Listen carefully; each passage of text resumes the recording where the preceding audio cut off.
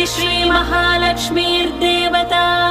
श्रीं बीजं ह्रीं शक्तिः ऐं कीलकम् श्रीमहालक्ष्मी प्रसादसिद्ध्यर्थे जपे विनियोगः। अथ ध्यानम्। हस्तद्वयेन कमले धारयन्तीं स्वलीलया हारनूपुरसंयुक्ताम् लक्ष्मीं देवीं विचिन्तये। पीतवस्त्रां सुवर्णाङ्गीं पद्महस्ताङ्कजान्विताम् लक्ष्मीं ध्यात्वेति मन्त्रेण स भवेत् पृथिवीपतिः।